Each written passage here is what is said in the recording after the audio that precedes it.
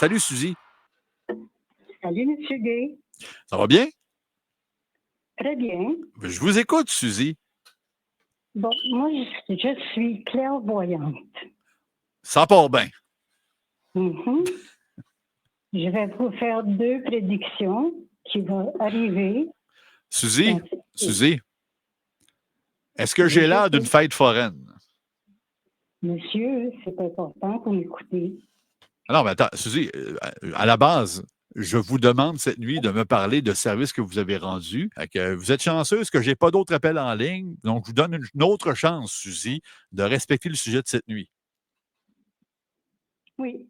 Alors, qu'est-ce que vous voulez nous dire par rapport à notre sujet, Suzy? Mon deuxième sujet, Oui. c'est pour parler d'avoir sauvé quelqu'un sur la route qui avait une voiture en feu. Vous avez sauvé quelqu'un qui avait une voiture en feu? Oui, monsieur. Ah oui, ben, racontez-nous, c'est arrivé quand, ça?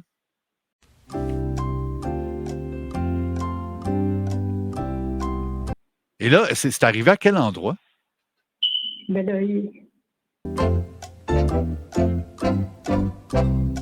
tant mieux. Puis vous êtes pris comment là, pour la sortir de là? Oh mon Dieu. J'étais tellement fibronnant que je pense que tu sais quand ils disent qu'on a de la force spéciale.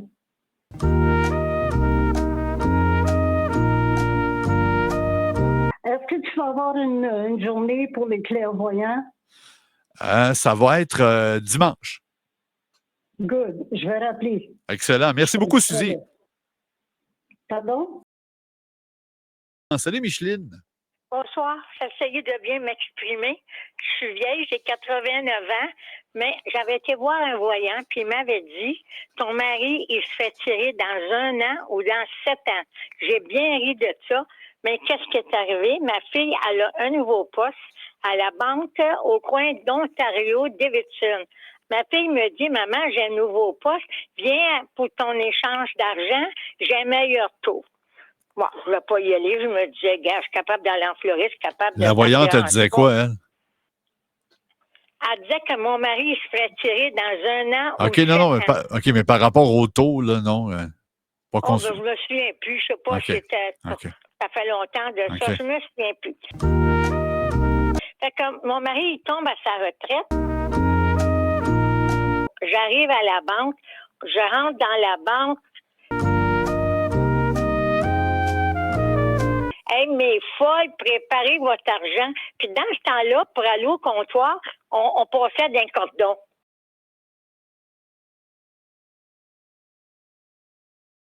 Et puis, j'ai pris mon 3000 pièces, puis j'ai mis ça en dessous de la pataille.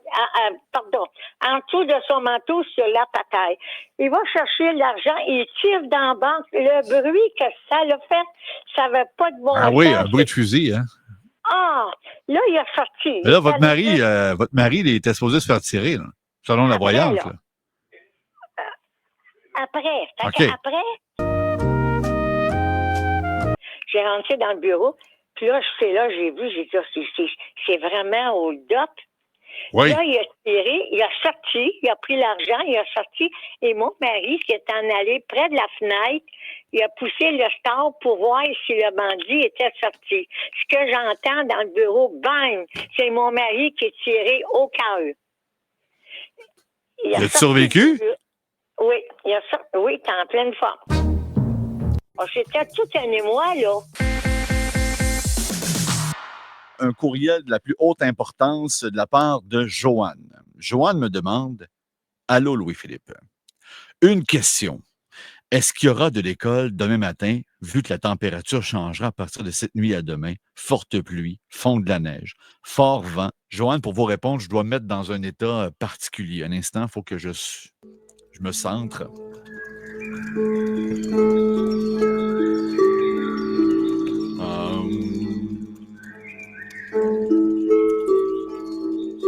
Je regarde dans le futur. Je vois un temps explosif. Je vois le vent. Je vois des branches.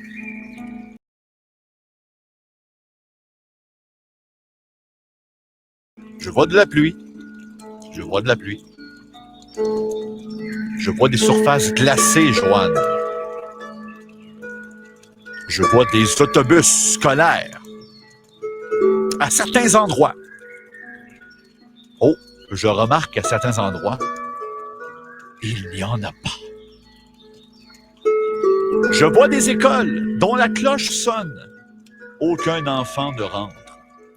Oh, une autre école où les enfants entrent.